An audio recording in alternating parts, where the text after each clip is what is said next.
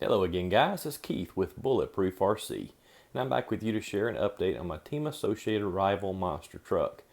I've had this vehicle for a few weeks now, and I've done a number of upgrades to it, and since my last video, I've actually added some pretty decent upgrades. Thought I would make a video and share what I've done and my thoughts. Let's pull his body off. Alright, the first thing you may notice are the Proline Powerstroke shocks. That's right, I said Proline Powerstroke shocks. Friends, in my last video I mentioned that I was having some trouble getting the GPM shocks tuned, and I actually found out that those are actually Team Blue Star shocks, and I just wasn't happy with the overall quality of the shocks. The O-rings were leaking. Rebuilt them with green slime. They still leaked. The diaphragms and the shock caps, the way they were designed, was very difficult to put oil in them and adjust them properly. I've built a number of shocks in my 20 plus years of RC, and I could not get those shocks tuned to where all 8 of them had the same compression. It was just impossible. When I would take off with the vehicle under power, I could definitely tell that in the rear end the shocks were unbalanced, and it was making the vehicle track weird. So anyway, I started doing a little research on shocks, and there are very few options for this truck. But one of the options that I read in one of the forums, I believe it was RC Tech, was that Proline Powerstrokes that are created for the rear of a slash are actually the same length, and they actually work well with this vehicle. The way the shocks mount up, it has a screw that has a built-in bushing on the end of it, and it fits the Proline Powerstrokes perfectly. And no need to drill them out or add any spacers or anything. You use the existing hardware that comes with this vehicle, and it's a perfect fit. So that was good. And of course, if you've ever used a Proline Powerstroke, you know they're easy to tune, they're easy to build. I built them with green slime and 60 weight shock oil, and it is great. I'm really enjoying these shocks. They're a little pricey to buy 8 of them, but if you have a Team Associated Rival and you are in the market for shocks, I highly recommend them. Here's your part number, guys, if you're interested. Pay no attention to the shocks that are in that case. Those are actually the Blue Star shocks, but 6063-01. So anyway, that's a great option. I did get the RPM A-arms mounted up. I mentioned in my previous video I had those coming. Also installed, if you can see them in there, those are GPM aluminum knuckles. Got those installed. Let's see, what else do I have going on here? I've got the MGT 8.0 rear bumper.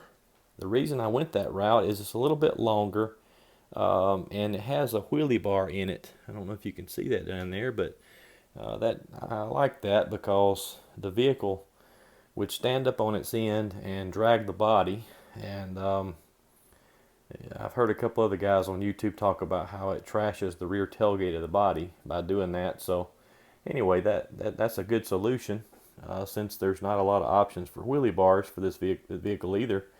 This is a direct bolt-on, and it's a great option to keep power under control.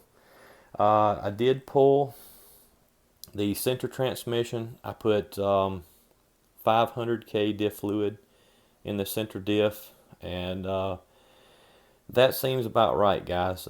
You can wheelie when you want to, but you can also put the power down when you want to go straight, and it's just a great fluid for this vehicle under conditions I'm running anyway. I did back down to 4S for now. These are 60C batteries, both of them 2S, 6,000 milliamps. They do quite well. They're HRBs. I've mentioned them before in previous videos, so I won't go into great detail. But on 4S with a 18 tooth pinion, this truck's very controllable. It's a lot of fun. I backed down to 4S just simply because this Reedy motor is not rated for 6S, and it's still a little bit warm here in Georgia, and I was getting some pretty insane heat out of this motor, even with the cooling fan that I've got on it. So anyway, running 4S for now. Having a lot of fun, but I've got a 6S motor, rated motor on the way, a 2150 kV, 4076 can. So I'm hoping that that'll be a great solution for this vehicle on 6S. Of course, I'll gear it down if I run 6S. I'm thinking about going with a 13 tooth pinion with 6S. We'll see how that goes. But guys, I think that's about it on what I've done since the last video.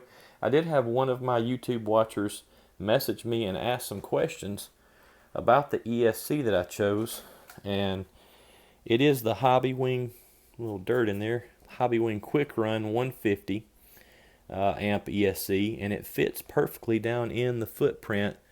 I don't know if you can see that, but it's a perfect fit. It squeezes down there nicely, and once it's double stick taped down, it's a perfect fit. Now, I'd mentioned that there are a lot of ESCs out there that have a larger footprint. I know Chris at Everyday RC, he's got the blue Hobbywing 150 amp ESC. I think it's an extra run in his, and it fits quite well, but they don't make that one anymore. So the new, can't think of the new name of the new Hobbywing. Let's see here, I got it over here. Oh yeah, the new Hobbywing Max 8 has a very large footprint. I've got it in my Team Associated RC8, and I know it would not fit in this ESC tray without some modification. So anyway, but that's a great ESC. Of course, it's sensorless, but I've had zero coggy with this ESC and motor combination, so no need for a censored motor in something like this anyway. It's a basher. It's not intended for the finesse that's required with racing. But anyway, that'll do it for this video, guys. As always, like and subscribe to Shoe Fits, and have yourself a great day.